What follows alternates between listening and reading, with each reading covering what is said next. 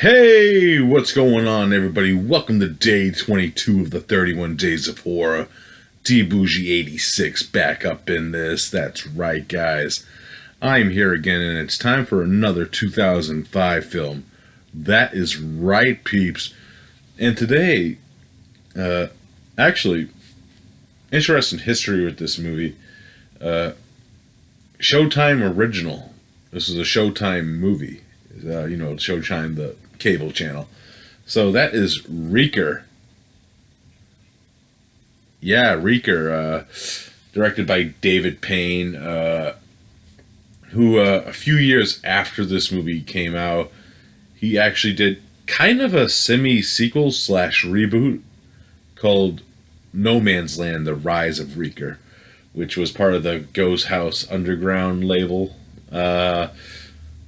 Yeah, I'll get a little bit more into my thoughts on that maybe on this one, because I actually seen that one actually first before I didn't even know that there was an original film based off this character.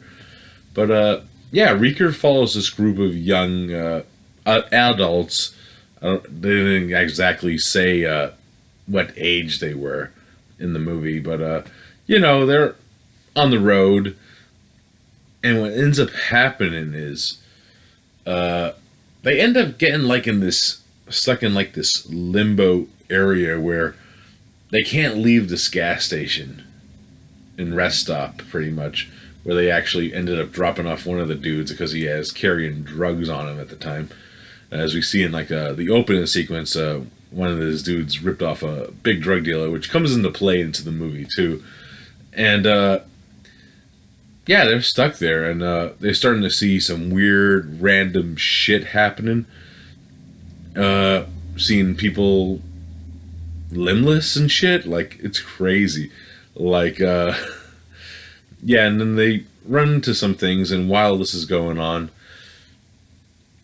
they find out they are being stalked by something, pretty much, that is ending their lives.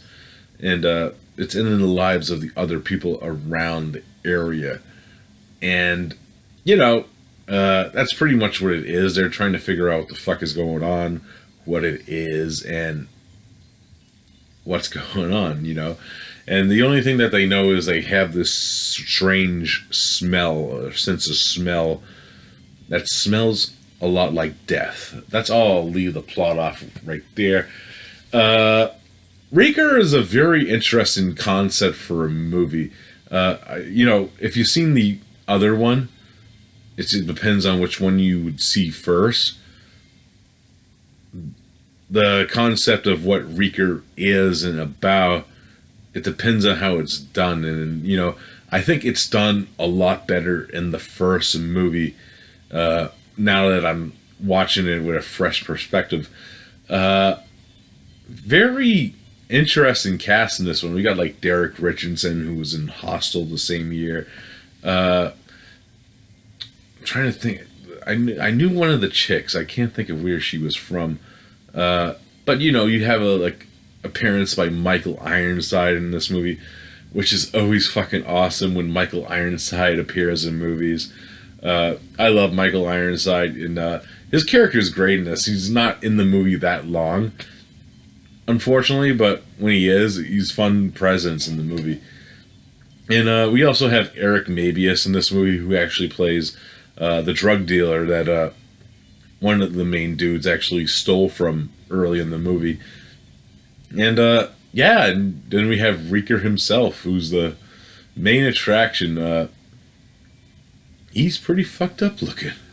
Pretty much Reeker is this, the way I describe him, he's like a supernatural zombie being that has this smog stench surrounding him, which is supposed to be the stench that everyone smells. And you barely see him in the beginning scenes, but he's there because you see this weird ambiance, which is supposed to be the smell, I guess, of death. And he has a lot of different tools to use to kill people, because he has no appendages. He actually has one weapon's an axe that he could actually connect to his limb, and then he has this power drill, and he wears a gas mask, but once he takes that gas mask off, it's all bets are off, and he looks fucking fucked up. Uh, yeah, I actually really enjoyed this film for what it is. I actually like the twist reveal, which, you know, if you've seen the other one, it is the same reveal. I think it's done a lot more simpler in this one. And, you know, it's not as over the fucking top as it is in the sequel that I remember off the top of my head, you know. The only thing that I could remember from the sequel, really, is they tried to give the Reeker character kind of a backstory of who he was before it was the Reeker, which was a cool concept. It's just some of the acting was kind of shitty in that movie. The performances here are pretty typical for the time period. You see them in a lot of these type of movies, but you have elevated performances by like Michael Ironside acting with these people, and you know it's pretty cool in that aspect. And Eric Mabius, he comes in and out of the movie. He's pretty cool. I always liked Eric Mabius. You know, Resident Evil. That one, the one Crow movie. I actually liked that movie. That he did. He was on like Ugly Betty and shit. This is a fun movie with some great fucking kills and shit in it. It's weird, and the reveal, it's just a cool concept. I actually like the idea of Reeker. The film's not perfect by any means, but the idea of this movie and the idea of what this is very cool, and it's a cool concept that you kind of never seen before since this movie came out. In that sense, it's kind of like a slasher, but it isn't, if that makes any sense. But overall, really interesting movie, and I really dig the fuck out of it. One of my actually good revisiting this one. If I had to rate Reeker, I'm going to give it a solid 8.5 out of 10. I really enjoy this movie for what it is. It's really solid in that sense where it's the concept. The concept makes it so much better because it could have been like a generic slasher in that sense. But with that twist and the reveal, it really sells the movie for me. And I really enjoy it for what it is. And, for a made-for-TV cable movie, not bad. Not bad at all. Reeker, check it out.